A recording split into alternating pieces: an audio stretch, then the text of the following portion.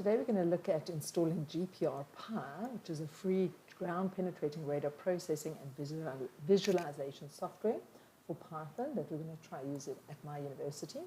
So if you go to the GPRPy website, you just type it into Google, you go down here. The first thing you need to download is the GPR software. You click here. And then the second thing is you need to have some version of Python running on your computer. So they say Miniconda. I have got Anaconda installed on my computer, so hopefully we don't have any problems here. If you want to install Anaconda Python, you can see here, free download, and you can download it here onto your computer. So once those two are downloaded and once you've installed Conda or Anaconda, you can then go to wherever you saved your data. Let's go here, software, GPRPy, and you can unzip this zip file so we can start with the installation. Okay, to make our lives a bit easier here, let's actually take this folder that I've created, so GPRPy. I'm going to move it from this complicated place where I've saved it, and I'm actually going to put it on my desktop. Excuse me, because we have to access this folder. So I've called it GPRPy, and this is where I've unzipped my software. Okay, and excuse that window. So the third step here on the GPR website says once your installation is finished, open a command prompt that can run Python on. And so on Windows, click on Start and then enter Anaconda prompt. So I'm going to copy this Anaconda prompt and don't include these quotation marks. And I'm going to put it down here in my search bar. So you can see I don't have any quotation marks. It comes up as the first option, or I can click Enter, and it opens up this command prompt here. Okay, and in the installation, it says in the command prompt, change the directory to where you downloaded the GPR files. This usually through a command like, for example, cd desktop GPRPy. So now you can see why I put the folder GPRPy on my desktop, because then I can literally just copy this command here and paste it here, and let's see if it works. Okay, and can you see what happened? Maybe let's start again so that you can see what I did there. So many of you might not feel comfortable with command prompts, and so it just takes time to get used to the different commands. So when the window opens up here, you can see where we are location-wise. I'm in my C drive, user folder, and the VITS user. And so I want to move onto my desktop here. And the command cd helps take you to that location. So cd, I don't actually know if I have to put a backslash. Let's try. Okay, and so I didn't put in the GPRPy here because I just wanted to take you to the desktop. So you can see here, I've gone cd user, VITS user, and now I've moved into the folder desktop. You can even see what it looks like on your computer. Let's open up a normal window, which I think many of you will be comfortable with.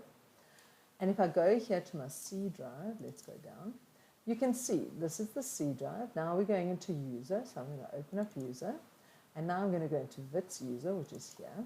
And you can see all these different windows, and let's see if we can see desktop. Desktop's over here. And even though it's got an icon, it's actually a folder. So we double click and it's taken us here. So this on the right is the typed version of what you see on the left-hand side here. And now we want to go into this GPRPy folder. And so again, you're just going to go back here and you're going to use the cd command, space, and now you're going to type GPRPy.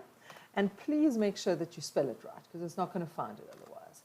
And even without putting a backslash, it's taken me into this folder. So I am now currently in this folder. If you want to see what's in this folder, you type ls.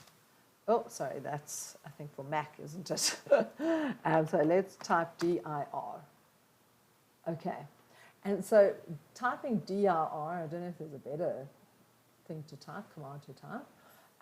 You get a list here of all of the folders or files inside of your folder. So you can see here's my GPRPy master, gprmaster.zip. So if you're ever not sure what to type next, just type dir and you'll see what files are there. And so let's minimize this and go back to our installation instructions. So it says go into this folder. So we took quite a few steps to get there, but you could have had just typed in the beginning cd desktop GPRPy. And again, you can see why I put this on the desktop. It's just so much easier now to find everything. Then type the following and press enter afterwards. Python install migration py. Let's see if this works. It's frustrating they don't always tell you. So I'm not actually sure, and this is probably my mistake, I'm not sure if we should be in this folder or not, but let's type the command and see what happens.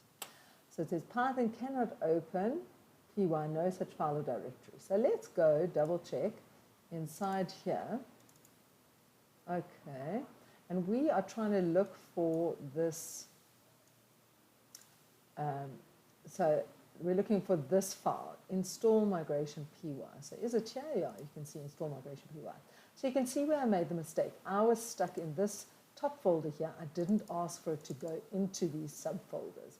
So let's ask for it to go into these subfolders. So cd GPR, and you can see I just quickly pushed the tab button on my computer.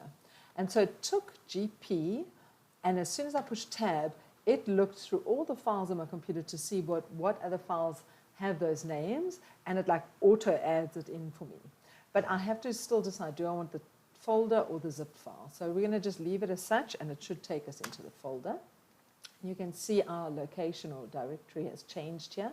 We're now in this GPRPy master folder. And let's type again dir, and we can see inside there's another folder called GPR master. So let's go into that. You can see I could have tidied this up a bit, but it's good practice. So I've typed in cd GPR. I'm going to push tab on my computer, and it shows us the other folder that we're going to go into, and I click enter. And so you can see we're now in GPRPy, GPRPy master, GPRPy master. And let's type in dir, and you can see the long list of files in here. And so we wanted to run this install migration py. So if I go back to my command prompt here, and I now push the up arrow on my keyboard, it takes me through all my previous commands. And this was the command we typed to run this installation. So let's hold thumbs and pray that it works. Well, nothing's giving us an error, I hope. So let's see, where did we start? We clicked it there. You're downloading external software with a more restrictive license. If you're a student or researcher using it for non-commercial purposes, then it should be fine. Otherwise, please see the license here and here. No GitHub installed, simply downloading. I hope that worked. Let's see. So we did this, then type the following and press enter afterwards. Pip install. Don't forget the period over here at the end of the pip install command. That's good. I would have missed that.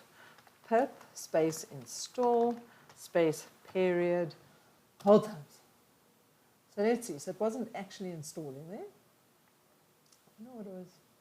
I don't actually know what that file does, but anyway, that's hopeful that it says done. So just keep an eye to double check. Yay, successfully installed at least that. Installing collective package successfully built. This is looking relatively positive, although I have a bad rap with installing stuff via command prompt, so we'll see how it goes. Okay, so we're now down to running the software. After installing, you can run the script from the Anaconda prompt or your Python-enabled prompt by running either GPRPy or Python minus. Okay, the first time you run it, it could take a while to initialize.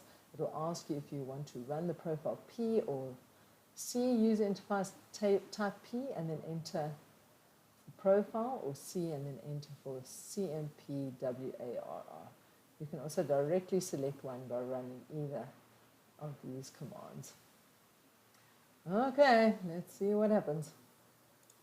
Okay, so we're going to go here and we're going to type in GPRPy and let's see if it works. You can see I have PTSD from coding. Okay, I'm just going to use profile for now, just to play around. Oh, wonderful. Okay, so at least we have the software running. I'm going to investigate now if they've got any videos on using the different menus and get started with that.